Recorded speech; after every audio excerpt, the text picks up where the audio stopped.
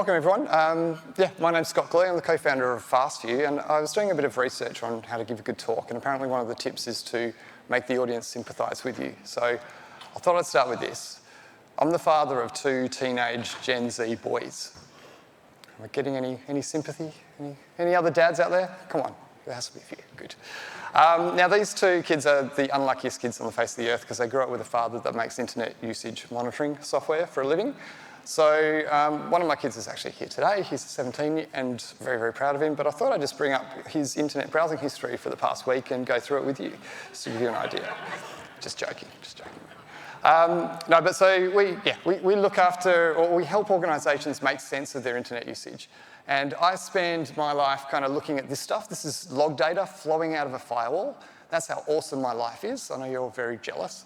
But we try and detect risky online behaviour and hopefully deliver you really eye-opening insights about what might be happening online. And that's because kids can get up to some fairly crazy stuff in schools, right? So I just sort of take you through a few examples. So school a couple of weeks ago told us they found some kids using car sales and entering the inquiry form with the school's details. So the poor receptionist staff would be getting bombarded by eager car salesmen saying, when are you going to take that Volvo for a test drive?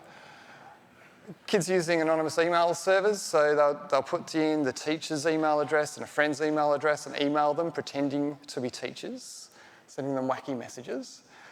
Instant stressor, so you put in your school's IP address and this app will just DDoS the school's network and bring it down for you. Very, very cool stuff. To all the tons and tons of porn searches that we see, often it's just kids jumping on their mate's laptop and going, monkey porn, and a bit of a joke, but it's what it is. To the more serious stuff, you've all probably heard of Omegle by now. It's an app that lets you chat with strangers, both video and text, and we had a serious incident in the UK where the school found a kid using Omegle, kept a closer eye on her, and saw that she was actually getting into cars with strangers after school on the school grounds. Alerted her parents and avoided what was hopefully could have been a serious safeguarding incident. Through this sort of stuff, so kids searching for suicide, painless suicide techniques, self-harm, happens every other day in schools. Really, really sad and only getting worse. So when it comes to all of this stuff, you hopefully have some e-safety staff in your organisation. What do they need to know on a day-to-day basis? It basically boils down to what websites are kids going to, what are they searching for, what videos are they watching, what messages are they sending to one another, and these days, what are the AI prompts that they're putting into ChatGPT and so on. So how do you get this information? Well, enter the magical IT department and their trusty firewall, right? So all of your data is flowing through a firewall, and firewalls are awesome. They stop the ransomware coming in, they stop the nasty stuff, they even stop kids getting to porn and nasty websites. But what can a firewall actually deliver you for all of this e-safety stuff that the wellbeing, the safeguarding, the pastoral team need to know? So let's talk about websites. I visited two websites, then I went to my firewall and I said, show me what I've been browsing, please. And it gave me this. So which two websites did I visit? I visited YouTube down here at number 21 and National Geographic up there at number 9. So what's all this other stuff? Google Video at the very top, that's where YouTube streams its videos from. You could probably guess that one.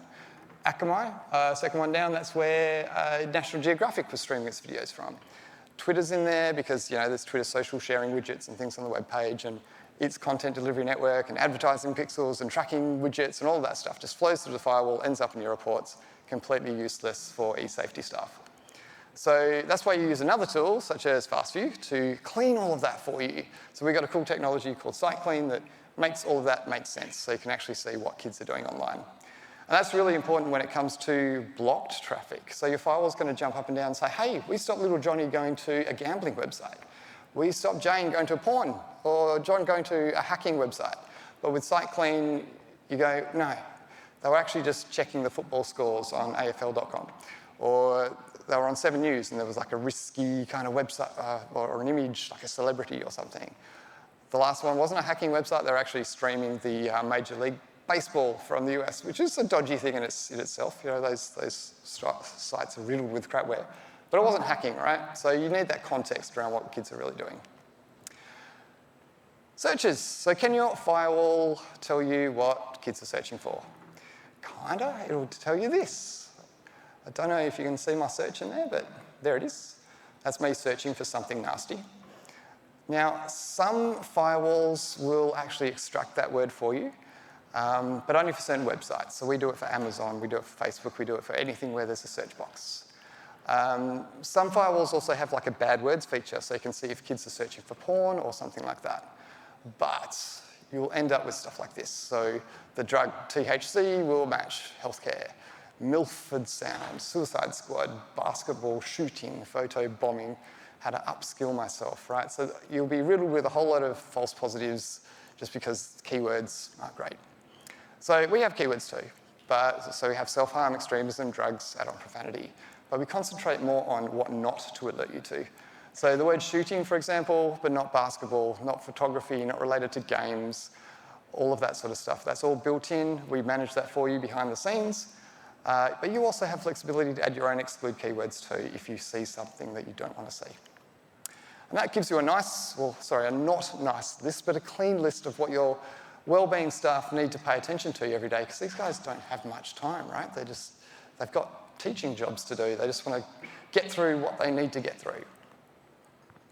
So what about videos? Does your firewall tell you what videos kids are watching? Again, kind of. They'll tell you this. Great. That's not very useful. But there is a video ID in there, and so you need another tool that can look up that video ID on YouTube and get you the thumbnail, the title, the channel, the category, show you how long that they're watching that video for. And we do that really comprehensive keyword matching on the title as well, so you don't have to look through every video and every thumbnail to see what kids are watching. If I just go back to this last one, so 3 must-dos before committing suicide. You want to know, okay, what kids have been exposed to that video. So you can drill down into it, run what we call an activity timeline report, and that will show you those green bars, give you an indication of who actually watched the video, who hung around and watched it. So there's a few students there that clicked on the video but didn't watch it. So really important, like we got an email home from our kids' school saying, hey guys, there's a video going around social media of a of a man committing suicide. So just my luck, my 14-year-old had seen the video, but it was the last 10 seconds of that video where the violent stuff happened. So you want to know who was exposed to that entire video. So really important. Messages. So can your firewall tell you what messages kids are sending? Well, let's talk about what apps kids are using to send messages. They're on Snapchat, TikTok, Discord, Instagram, WhatsApp. Facebook's in there, but they're not on Facebook, to be honest. So these apps are usually end-to-end encrypted. You've got a firewall in the middle that's trying to decrypt it and say, hey, what's in there? And when that happens, usually the apps stop working because they have what's called certificate pinning inside the app. So I'm just going to say generally no. Maybe if they're using the desktop version, there's some things that some firewalls have done. One starts with an F and ends in a gate. It has some stuff, but it doesn't work with the latest firmware version, and it doesn't tell you who they're sending the message to. So I'm just going to say, look, don't rely on your firewall to tell you what messages kids are sending on social media. So what about messaging platforms that you guys provide? So some of you might be using Microsoft Teams or Google Chat to let your kids interact with each other in their classes. Your firewall's not going to help you with that either. So you need something that can reach out to the APIs at Microsoft Teams or Google and pull in those messages. Stay tuned, we've got that coming. It's not out in there yet, but it's going to be on our new platform that we hope to have out really soon. And AI. So can your firewall tell you what kids are entering into AI engines? Well, let's just talk about the block debate for a while. Is everyone blocking ChatGPT? Sort of, probably. No? Some of you are, yeah. So some of you are, some of you aren't. But if you are, it's popping up everywhere else. So did you know that you could go to Google Sheets and add an extension, and then that's using ChatGPT. So you could write your prompt in a cell, and then it gives you a response in another cell. So kids could use that. As far as your firewall is aware, you're just using Google Sheets. You're not using ChatGPT. It's popping up in Notion. There's 1,000 other apps popping up every day with ChatGPT built in. So it really is a whack-a-mole kind of problem. So I thought I'd ask the AI, can firewalls log prompts people enter into ChatGPT? It said, as an AI language, I'm completely useless and can't tell you that. So fortunately, I'm a human and worked it out myself. There's, again, FortiGate this is hot off the press as of last week. You can set it up so it can log ChatGPT prompts. So here's an example of write a 500-word essay on the effects of social media on mental health. Thanks. Can you write it more like a year 10 student would write? Throw in some typos. Make this so I can hand it into my English teacher and get a good grade. Do you think this would get a good mark as an English assignment? So busted. So you don't need to worry about blocking ChatGPT all the time. You can just keep an eye on how it's used and if it's being used responsibly by your students. Now, I'm sure there's some of you out there that are just like, I don't even want to know. I don't want to receive that alert of something really concerning because I just don't have the staff. Staff don't have the time. If we don't follow it up, are we legally liable? All of that stuff, I totally get it.